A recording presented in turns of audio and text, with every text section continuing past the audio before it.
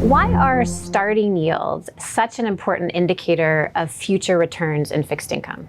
Look, this is fixed income. It's simple.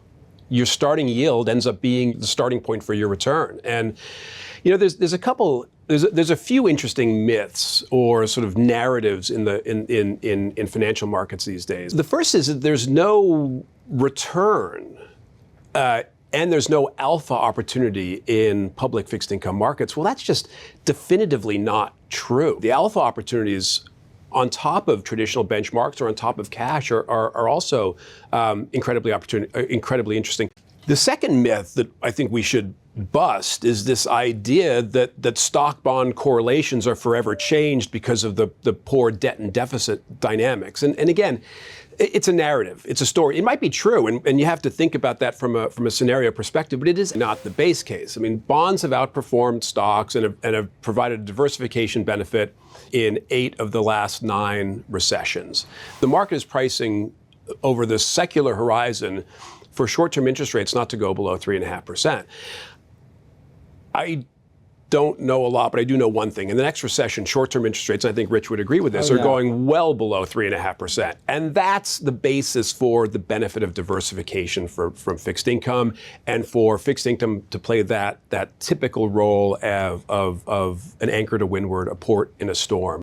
Marc, we talked about larger deficits. With larger deficits, investors demand higher yields and therefore higher compensation to lend over longer periods of time. Why is it so critically important to actively position across the yield curve in this environment? So this is a super important secular theme. Term premium is simply a concept that says if I'm going to lend money to someone for a longer period of time, I should get a higher potential return. I should ask for more yield, for more risk compensation. Now the nuance is, but we don't want to go out too far, because there you should be requiring even a higher term premium than we're getting today. And so the sweet spot really is in, call it 3, 4, 5, 6, 7 year maturities, right? Maybe out to 10 years, but probably in that 3 to 7 year maturity spectrum, which is offering, again, compelling yields for not a lot of interest rate risk. As I say often, the beauty of a 2-year bond is in 2 years you get your money back and you can decide what you want to do with it. The problem with a 30-year bond is in 2 years you got to wait another 28 years.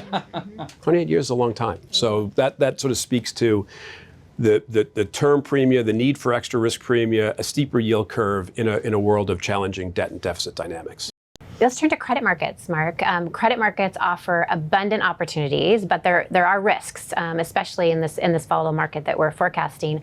It requires careful sector and asset selection and a very value-driven approach to selecting credits. So talk about your views on credit. What are the risks that you see in some opportunities? Credit analysis takes a lot of hard work, but when default rates have been low, it's easy to confuse brains with a bull market, I suppose. Is that the phrase? And so we worry about that complacency, but the starting point of valuation just isn't that attractive. So in a world of concern about the beta and narrowness of spreads, the alpha opportunities can certainly make up for it, as they are abundant. Okay, great. So a lot of opportunities in public credit. What about private credit? Your views there? Yeah, here's another myth, right? The myth that private credit offers this incredible starting point of yield advantage. I mean, look, let's be honest, when you don't mark to market, there's certainly an information ratio advantage, no doubt about it. But we just don't find the yield advantage to be that